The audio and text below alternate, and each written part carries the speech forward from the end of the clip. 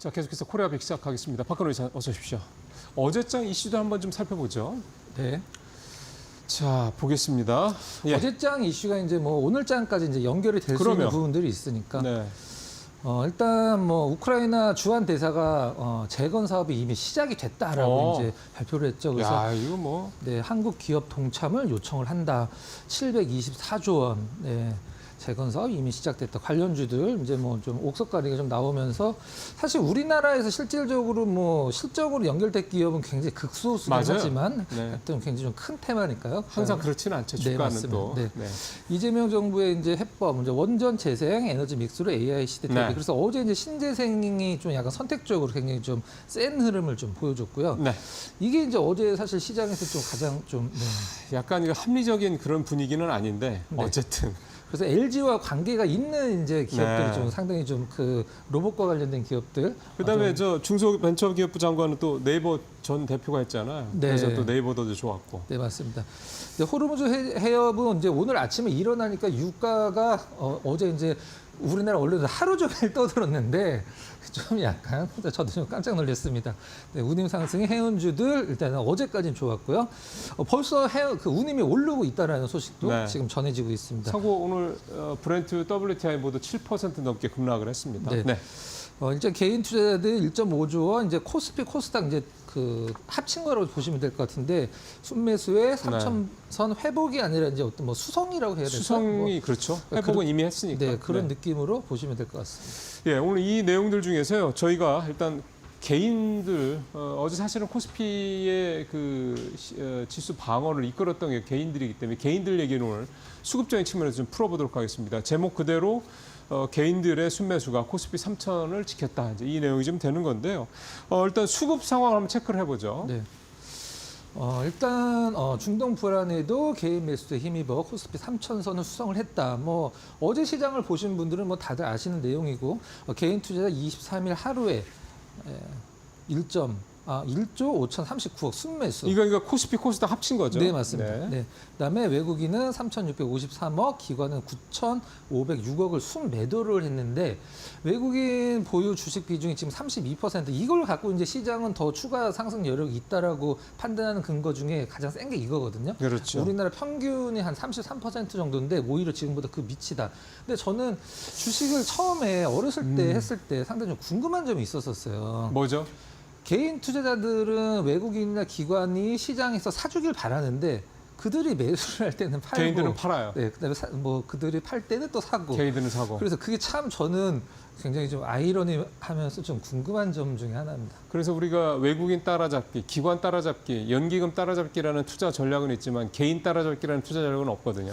맨 마지막에 아마 표를 보시면은 이해가 가실 수도 있습니다. 자, 네. 다음 두 번째. 개인 투자들이 뭘 샀는지 한번 볼까요? 네, 가장 중요하죠. 일단 개인 투자자들이 삼성전자 진짜 좋아해요. 네, 3,200억 가장 많이 샀고 네. 요즘에 뭐 가장 핫한 어떤 뭐 두 종목이라고 한다면 그러면 네이버, 카카오, 카카오페이. 예. 네, 카카오페이 이제 754억 정도, 삼성 SDI가 좀 약간 의외긴 한데 어제자 기준으로 개인 순매수 5위가 이제 삼성 SDI로 692억 정도를 순매수를 했는데 어제 이제 기준으로 등락률을 보면은 네이버는 좀 올랐고요. 그다음에 카카오 나쁘지 않았고 카카오페이가 굉장히 좋았고 그 전날 상한가까지도 갔었죠. 그다음에 삼성 SDI도 예. 네. 재미있는 게 밑에 형광펜으로 해놓은 거예요. 두산 에너빌리티. 지금 외국인과 기관은 어제도 두산 에너빌리티를 샀단 말이에요. 그러니까 개인이 팔았으니까 사실 그 물량을 받아간 건데 참 이 두산 에너빌리티는 그러니까 개인들이 봤을 때는 좀 밸류가 이제 높다 이렇게 보는 건가 보죠. 네. 적당히 판 것도 아니라 2,400억 정도를 매도를 했습니다. 예. 자, 지금 개인들이 뭐 사고 팔았는지 봤고 반면에 이제 외국인들, 기관들 것도 한번 비교해서 보죠. 네. 일단 그 외국인 기관 정거일 매매 상위를 한번 좀 보도록 하겠습니다. 가장 어떤 걸 좀 많이 팔았는지, 개인들이 많이 산 거를 많이 팔았다. 이렇게 보시면 될 것 그렇죠. 같아요. 네. 사실 뭐 외국인 같은 경우도 네이버, 카카오, 삼성전자 순위만 바뀌었을 뿐 가장 많이 개인들이 네. 산 걸 가장 많이 팔았습니다. 그리고 순매수 1위가 아까 말씀드린 것처럼 두산 에너빌리티가 가장 많이 순매수를 한 종목이고 또 기관도 기관도. 뭐 사실 그렇게 뭐 다른 편은 아니긴 한데요. 일단 뭐 기관 같은 경우는 삼성전자, 하이닉스, 현대로템, 카카오팩이 카카오페이 개인들이 가장 많이 산 종목 5걸 안에 들긴 합니다만은 또 기관은 또 매도 4위를 기록을 하고 있고요. 기관 역시 외국인들과 마찬가지로 두산 에너빌리티가 어제 동시에 순매수 1위, 외국인 기관 어제 가장 많이 산 종목이 공통적으로 두산 에너빌리티로 나와 있는 상황입니다. 그러니까 이런 걸 보면 이제 헷갈리는 거예요. 네. 아니 하여간 뭐 사실 두산 에너빌리티는 지금 너무너무 잘 나가는 원전의 대장주인데 네. 시가총액이 굉장히 많이 좀 예, 올라오기도 거의 했고. 지금 한 네. 5, 6위권까지 올라온 네, 거 아니에요? 그러니까 그렇게 됐는데 또 판단 말이에요. 그러니까 이제 이게 이제 고밸류에 대한, 그러니까 밸류에 대한 이제 평가들이 좀 다르긴 한 건데 기관이나 외국인이 판다 그러면 왠지 얘네들은 일반 개인들보다는 밸류에 대한 산정이나 이런 작업들을 더 뭐 잘할 테니 얘네들 말이 맞나 싶기도 하고 또 근데 모멘텀을 생각을 하면 두산 에너빌리티는 놓치기는 아까운 종목이고. 네. 지금 시장은 뭐 시장이 좋으니까 그동안에 안 갔던 게 가겠지 이런 시장 절대 아니거든요. 그러니까 가는 놈이 간다 이거잖아요. 그렇죠. 네. 그렇습니다. 그러니까 또 그런 측면에서 보면 참 그렇습니다. 그래서 어쨌든 어제 나타난 정말 가장 두드러진 특징을 이사님이 뽑아 오신 것처럼 개인은 두산 에너빌리티를 대거 매도하고 외국인과 기관은 개인이 내놓는 2,400억 가량의 이 두산 에너빌리티 물량을 다 받아서 가고 있는 그런 상황이 좀 발생을 하고 있다 이렇게 좀 볼 수가 있겠습니다. 그래서 이제 다시 이제 원론적으로 돌아와서 네. 도대체 이 개인 이게 어떻게 해야 될지 싶어서요. 다음 장 잠깐 보면서 네. 말씀드리도록 할게요. 역사적으로 개인 투자자가 시장에서 순매수 추세를 계속적으로 연결시켜 놨을 때 올라간 것은 코로나 때 한 번밖에 없습니다. 정말 코로나 때 단 한 번밖에 없어요. 이게 언제예요? 코로나 때 네, 코로나 여기 때 안 좀 나오는구나. 그 뒤에 네. 안 나오는데 이게 2021년부터 차트 네. 시작입니다. 예. 근데 이게 좀 약간 잘 안 보일 수도 있는데 화면으로 이게 잘 보이네요. 완전히 데칼코마니네요. 네. 그죠? 그러니까 이게 지금 이제 코스피 지수를 나타내는 거고요. 이건 이제 개인들의 순매수인데 어제 엄청나게 사긴 했습니다만 그동안에 판 거 대비해서 아직 티가 별로 안 나는 상황이긴 그렇죠. 한데 이건 이제 뭐 혹자들 이렇게 생각을 하기도 하더라고요. 지수가 올라가니까 차익 실현을 하는 게 아니냐라고 얘기를 할 수 있는데 사실 그건 아니거든요. 네. 네. 그렇게 되면 개인들의 수익률이 좋아야 돼요. 네. 수익률이 안 좋거든요. 보세요. 2021년이고요.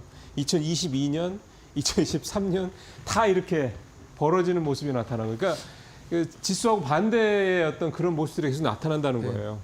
물론 그 개인 투자자의 이건 어떤 뭐 평균일 뿐이지 시장보다 초과 수익률을 내시는 분들은 그러면 엄청나게 많이 계신데 있죠. 이건 네. 이제 그 통계로 나타낸 거니까 이것만 봤을 때는 코스피 지수가 떨어질 때는 개인들이 이제 사고 이제 네. 코스피 반대가 여기 되는데 지금 코스피 지수가 엄청나게 올라간 상황에서 이제 우리가 보통 뭐 어떤 그 인간 지수라고 표현을 하는 네. 투자자들도 계시긴 한데 최근에 순매수 규모가 엄청나게 늘어났다라는 것은 그동안의 어떤 그 확률적으로 봤을 때 시장이 좀 약간 그 단기 고점에 왔을 가능성도 높다라는 게 지금 시장에서 나오고 있는 분석 중에 하나다. 요거는 이제 염두에 두실 필요가 있습니다. 개인이 사니까. 네. 아니었으면 좋겠습니다. 예. 지금 좀 전에 이사님이 되게 중요한 말씀을 하셨죠. 개인들이라고 해서 다 수익을 못 내는 게 아니죠. 지금 사실은 성악개미분들도 그렇고 동학개미분들도 수익을 내는 분들도 굉장히 많습니다. 꼭 슈퍼개미 뭐 이렇지는 않더라도요. 근데 일단 전체적으로 역사적으로 보면 개인들이 주로 사는 어떤 종목들이 그 개인들이 주로 매수를 할 때 지수하고 반대되는 흐름들이 계속 나타났다는 걸 좀 반복적으로 우리가 확인을 하고 있다는 점도 감안하시면서 그렇다고 보면 앞서 말씀드렸던 기관 따라잡기, 그다음 외국인 따라잡기가 어쨌든 개인 따라잡기보다는 효과적일 수 있다. 수익률 측면에서는 그렇게 네네. 봐야 되겠군요. 알겠습니다. 두 번째 이슈로 좀 가보도록 하겠습니다. 카카오페이 얘기를 좀 해야 될 것 같습니다. 앞서 보신 것처럼 개인들이 사실 되게 좀 많이 사고 있기는 하고요.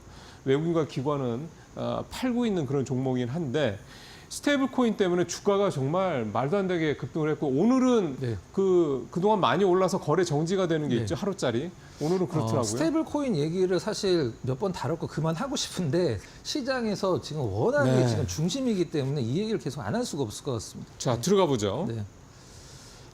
일단 카카오페이 스테이블 코인 상표 선점을 했다. 우리가 보통 뭐 서클이나 뭐 테더 이런 거 보면은 뭐 USTD 이런 식으로 이제 표현이 돼 있는데 KRW 우리가 이제 원화 표시를 하는 이 영어 약자들을 그렇죠. 우리가 처음에 인터넷 처음 생겼을 때 도메인 선점하려고 쫙 도메인들을 다 이제 선점한 적이 있었거든요. 근데 이런 것들 상표 출원을 하면서 이미 뭐 그 공표를 했죠. 스테이블 코인 이제 하겠다. 일단 뭐 카카오페이가 발표를 한 상황이고, 뭐 암호화폐 금융거래업, 암호화폐 중개업, 암호화폐 뭐 채굴업 이런 것들을 다 선점을 해놓은 상황이기 때문에 이제 그 다음에 어떤 상표 출원을 하는 쪽은 좀 이름을 좀 약간 그렇게 다르게 피해야죠. 바꿔야 되겠죠. 예, 네. 예. 사실 저것도 좀 선점 효과는 분명히 있긴 합니다. 네. 자, 한 달간 162%. 와, 예.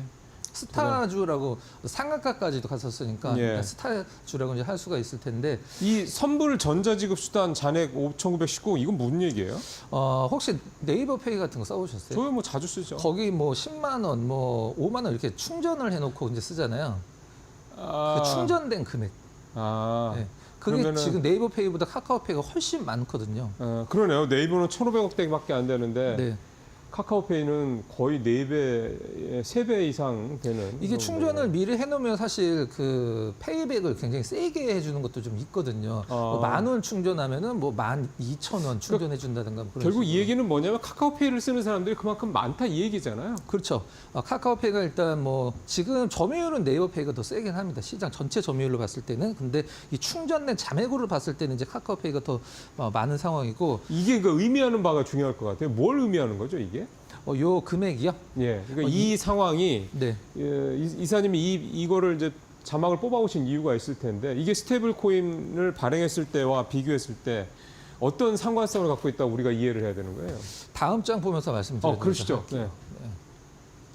일단 우리나라에서 그 스테이블 코인과 관련돼서 이제 카카오페이, 네이버페이 충전된 금액은 사실 실질적으로 그것만큼 어떤 카카오나 네이버가 그 스테이블 코인을 활용할 수 있는 금액이 될 수도 있다라는 얘기를 해주고 있는데 그 잔액이 이게 지금 굉장히 중요합니다. 자 보세요. 그러면 우리나라에서 1분기에 미국의 이제 테더, 그 다음에 서클, 그 다음에 이게 이름이 하나가 더 있는데 그 스카이. 네. 스카이가 이제 거래 금액인데 1분기만입니다. 1분기만에 우리나라에서만 47조 원이 거래가 됐어요.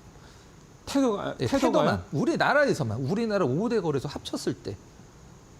우리나라 맞아요? 네, 우리나라만 그다음에 이 서클이 거의 10조 원. 이게 합치면은 사실 엄청난 거거든요. 근데 57조예요. 그렇죠. 이제 시가총액 보면은 이제 약간 과거의 시가총액이긴 합니다만 3월달 말 정도의 시가총액인데 뭐 지금 시장 점유율이나 여러 가지를 봤을 때 이제 테더, 서클, 스카이 순으로 진행이 되는데 시가총액이 뭐 엄청나죠. 우리나라 기준으로 3월달에 스테이블코인 전체 시가총액이 314조 원이거든요.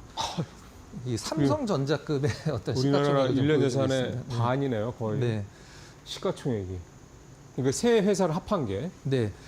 작년에는 이제 스테이블 코인이 좀 약간 주춤하긴 했습니다만 1년 만에 거의 뭐 2배, 지금은 아마 2배가 훨씬 더 될 것 같은데 엄청난 속도로 이제 스테이블 코인의 시가총액 커지고 아니, 근데 우리가 뭘 어디서 이렇게 스테이블 코인을 많이 쓰는 거예요? 네, 다음 장 보면서 말씀드리도록 예. 할게요. 저희는 지금 그 현금 써보신 지 굉장히 오래되셨죠.